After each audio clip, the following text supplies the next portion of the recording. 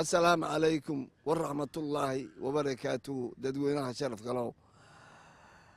مدح يم الجبا فيليا واييل با رقي هوين با ودادي ورنلي با مرتئي مدنبا هندئنا لجوكتو انت هذا بديد بسم الله الرحمن الرحيم اصبح رنتنا إلهو كيال ururkeena ururkii malaa'igta ilaahu ka yeel taladeena teer bira ilaahu ka yeel wada jira wada tashada ilaahu inaga yeel dad heshiisa oon surayn ilaahu inaga yeel maradeenu waa islaafi ilaahu maankeena ha islaafin toobadeena toobad la aqbala ilaahu ka yeel taladeennana tala lagu heshiyo ilaahu ka yeel intaasoo alla idmo oo alla aqbalo malaa'igtu aamiin tiraa subxaana rabbika halkan waxaan kaga hadlaynaa maanta oon dadka ka hadlaya ka mid ahay buugaantii madaxweynuhu uu furay bisha 10aad 31 oo isniin ahayd buug ka mid ah buuggaa ka mid ah waa buugga layahay reeb waa buuggaa wax ka ogaa hadalladeedana ninka qoray uu ku qorqoray dadka uu ka qoray aan ka mid ahay xog ogaal aanu ahaa buuggaabaan maanta ka hadlayaa waatana iga dhegaysta ninkaa hore iskuma oqoon muddo 10 sano inaga xigto dee waxna ma qoro waxna ma aqriye iyuu ninkaasi ii yimiday anoo iska xidhan waan xidhnaa markaa ninkaasi ii yimid waxyaaladaa iska xidhana faahfaahin maayee dad baa ogaa hadalka waxaan soo dhex galay 84 bishii 12 ninkii hortaba barnaamijka qabtayna halkan buu fadhiyaa waa maxamed cabdilaahi riiraash wixii layga qabanayey iyo wixii layga qorayey anuu war uma hayo meelay yaallaan iyo meelay mareen waxba kama ogi kolkaa anoo iska fadhiya oo aqalkayga iska fadhiya iyuu ii yimiday ha ii yimaadee fikradda igama qaadan ninkaasi aniga in badan buu hortay ku dhex jiray miyi iyo magaalaba soo maray baadiya soo maray kolkaan miyi iyo magaalo ayna leeyahay hawraar sheeg oo macnaheega sheeg baa layidhi miyi iyo magaalo waxaa laysku yidhaa dadkan magaalo quudka laydhaahee caana diiqda iyo xaabada keena amba beeraba lehee magaalooyinka u muuqda iyo magaalada miyi iyo magaalo laysku yidhaa waxaa la yidhaha magaaladana qudheeda xarafsi iyo xarafsi quud magaalo quud dhul quud xoolo quud waa yahay xarafsigu waa dadka shaqo taga dadka ku hoos noola waxaa la yidhaha xarafsi quud dadka agagaarka yaallana waxaa la yidhaha magaalo quud dhul quudkuna waa dadka beeraha beerta ee beertaa uun eega kolla cerka eega rayadii soo baxdaba inay beertiisa soo socota moodo xoolo quudkuna waa dadka xoolaha uun quuda goormay taasi dhali taas goormay oofan goormay taasi rimi uun yidhaa xoolo quud baa la yidhaah dadku waa wuxuu wada quudayaana waa dhaqaale waa yahay kolkuu ii yimiday muuga dirir samatar buu ku soo horreeyey muuga dirir samatar buu u bandhigay fikraddiisii wixii intii uu soo socday uu soo arkay iyo wixii uu maagan yahay iyuu u bandhigay mooguu ka yidhi waxbaa adeerow igu adkaaday oo waa maxay ninkii oday la odhan jiray oonu han weynaa oo inuu xeer iyo xigmadba buuxaan doonaa aan moodaayey odayadii wax iga gargaara waxaan waan laahay adigaa dadka hortay iga da'weyn igana cilmi roon dadkana iga yaqaanee xaggay iga jiraan buu yidhi mooga wuxuu cajaladda ugu rida shiriigga cajalada uu iga hayey buug carabiyahoo ka barriiqday iyuu wax badan iga qoray hayd cajalado badanna wuu iga hayey cajaladii qayb ka miduu ugu riday shiriigga way wada dhegaysteen dee mooga dirir samatar wuu dhintaye isagii waa ka noole kolkay dhegaysteen buu yidhi ka warran ninku ma nin dhintaa mise waa nin nool buu yidhi wuu nool yahay buu yidhi dee adi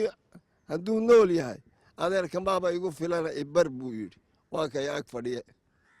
sidaa buu iigu yimi kolkuu ii yimi daani waryaa ninkii ku noqo ku soo diray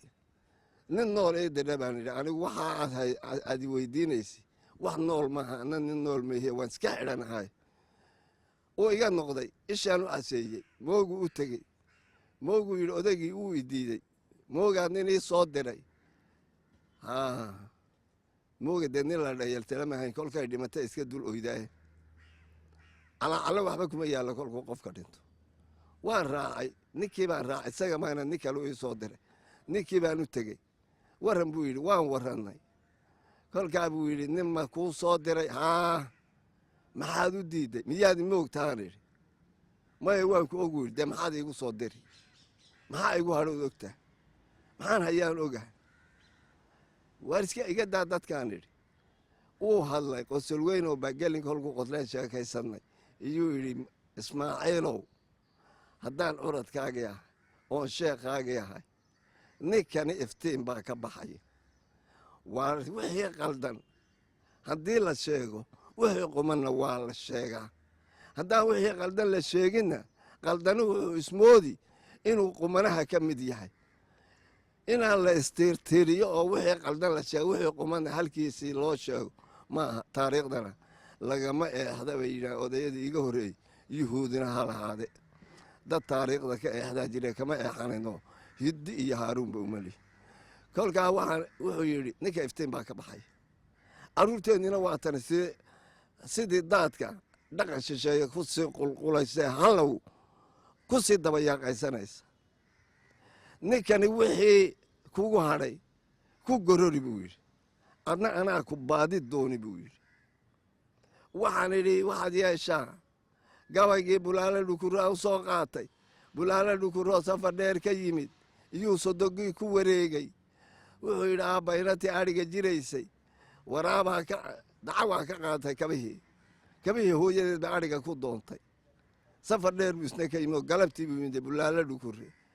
hooyadeedna cagaag bay ku aroortay saan baan u qooye ninkaba tole ad u yeedhid baan lahaa hadduu alla ku keenay dee u tol buu yidhi kolkaabuu bulaalo dhukure kolkuu saantii duugduugay inatii cagteedii ku sargooye wuu leekaysiinayaa weeyaan uu qodobkii u horreeyay ku turqaya buu yidhi sodogaaga lama diidi karo meeluu kuu diray fartaydaana ma leefi karo waxbuu diidadaan nacay kolkaa bulaalo dhukure gabaygiis baan u soo qaato waan qaataan idhi qalinbaasite iyo qalindhiigle iyo dusdus badane iyaadna kadeedaye oodna cabudhiyoodna xidhaye hadduu ninkani wax furfurayo